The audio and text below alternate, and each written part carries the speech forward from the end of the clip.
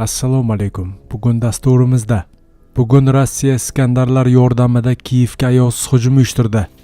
Rossiya bu urushda yutmaydi. Germaniya kansleri Putinni front chizig'ida to'xtashga chaqirdi. Lukashenko Rossiya elchisidan Belarusni urushga jalb etmaslikni so'radi. Irondagi qizlar maktabiga berilgan zarbada kim aybdor ekanini hech qachon bilib bo'lmaydi. Tramp. Yaqinlaringizni xursand qilishni xohlaysizmi? Sizga kutilmagan qo'ng'iroq xizmatimizni taklif qilamiz. Ota-onangiz, do'stlaringiz va barcha yaqinlaringizga sizning nomingizdan eng samimiy va eng ezgu tilaklarni unutilmas tarzda yetkazib beramiz.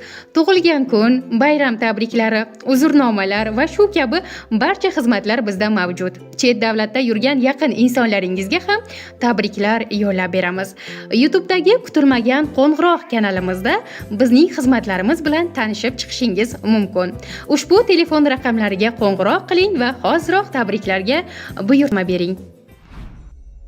Bugun Rossiya Iskandarlar yordamida Kiyevga ayovsiz hujum uyushtirdi. 26-iyunga o'tar kechasi Rossiya qurolli kuchlari Ukraina hududlaridagi bir qator obyektlarga yuqori aniqlikdagi qurollar va uzoq masofali uchuvchisiz apparatlar yordamida qo'shma zarbalar berdi. Rossiya Mudofaa vazirligi ma'lumotiga ko'ra, zarbalar Kiyevdagi qurol-yarog' saqlash obyektlari va Poltava viloyatidagi Kremenchuk neftni qayta ishlash zavodiga berilgan.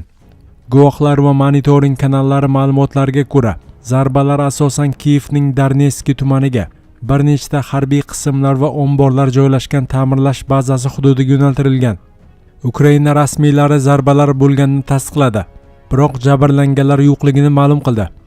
Ma'lumotlarga ko'ra, poytaxtda kuchli yong'in kelib chiqqan va o't o'chiruvchilar uni butun tun davomida bartaraf etishga harakat qilgan. Kiyev shahar harbiy ma'muriyati rahbari Timur Tkachenko aholini boshpanalariga o'tishga chaqirgan. Kiyev meri Vitaliy Klichkoning ma'lum qilishicha, havo mudofaa tizimlari raketalarga qarshi tinmay ishlagan. Kremenchukda neftni qayta ishlash zavodi hamda uning yonida joylashgan issiqlik elektr stansiyasiga berilgan zarba natijasida shaharda elektr energiyasi va suv ta'minotida uzilishlar yuz bergan.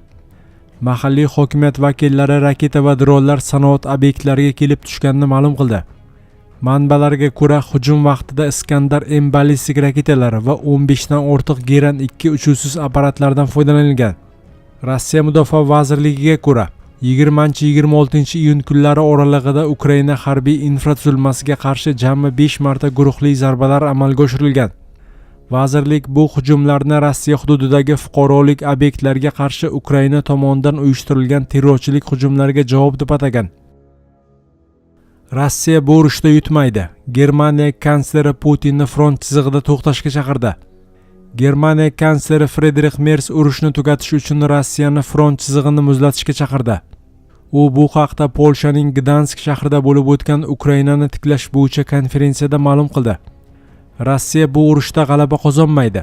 Yevropaning Kiyevni qo'llab-quvvatlashi o'zgarmas, dedi u. 15-17 kunlari Fransiyada G7 sammiti bo'lib o'tgan edi. Germaniya kansleri ushbu sammitda Yevropa davlatlari va AQSh o'rtasida Ukraina masalasida birlik saqlanib qolganini aytdi. Bugun biz Rossiyaga aniq signal yubormoqdamiz. Muzokaralarga kirishish, front chizig'ini muzlatish va qotilliklarni to'xtatish vaqti keldi, dedi Merz. Rossiya prezidenti Vladimir Putin Ukraina bilan muzokaralar olib borishga tayyorligini bir necha bor ta'kidlagan. Biroq Moskva Ukraina qurolli kuchlaridan Rossiya armiyasi to'liq egallab olmagan hududlarni, Donetsk, Lugansk, Zaporojye va Xerson viloyatlarini ularning ma'muriy chegaralari doirasida tark etishni talab qilmoqda. AQSh prezidenti 24-iyun kuni ukrainalik hamkasbi Vladimir Zelenskiyning urushdagi harakatlarini maqtadi. Har holda u taslim bo'lmay turibdi. Har ikki tomondan ko'plab odamlar halok bo'lmoqda.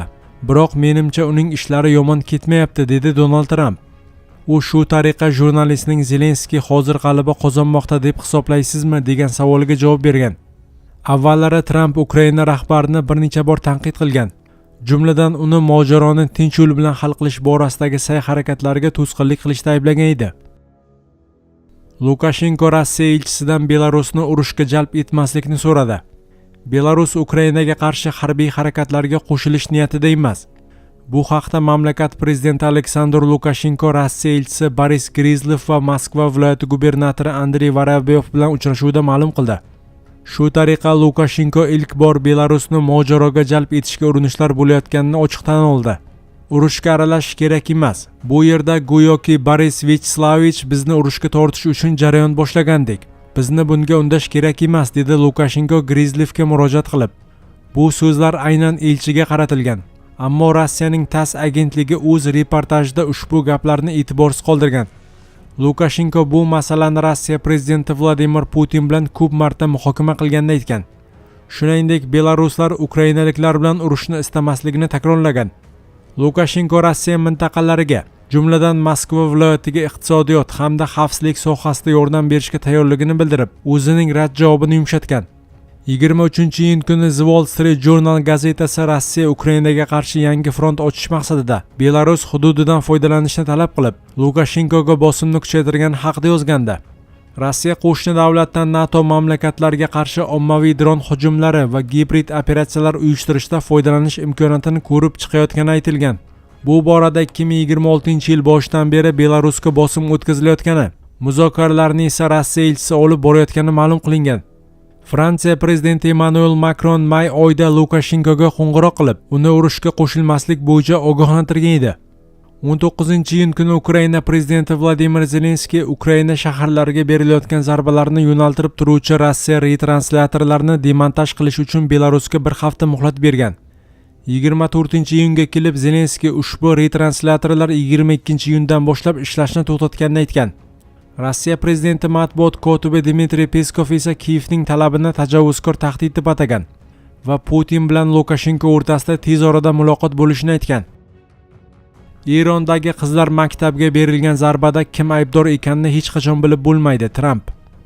AQSh prezidenti Donald Tramp 24-iyun kuni Erondagi urushning birinchi kuni, 28-fevralda qizlar maktabiga berilgan halokatli zarba haqida gapirdi.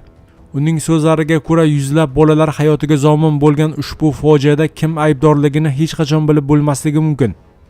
Mart oyida Reuters agentligi AQSh harbiylarining dastlabki ichki tekshiruviga tayanib xabar bergan edi. Unda Eron janubidagi Minab shahrida yuz bergan ushbu mudhish zarbaga AQSh kuchlari mas'ul bo'lishi mumkinligi aytilgan. Shundan so'ng Pentagon surishtiruv ishlarini yuqori darajaga ko'tardi. Biroq dastlabki xulosalarni hali rasman tan olgani yo'q. Ular bu muammoni qachondir hal qila olishiga ishonmayman.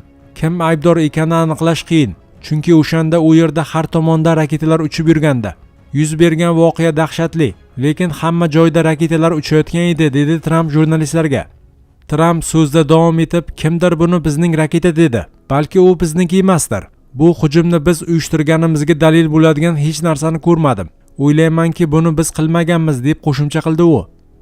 Eron rasmiylarining ma'lum qilishicha, 28-fevral kuni AQSh va Isroil Eronga hujum boshlagan vaqtda yuz bergan ushbu zarba oqibatida 175 dan ortiq bola va o'qituvchi halok bo'lgan.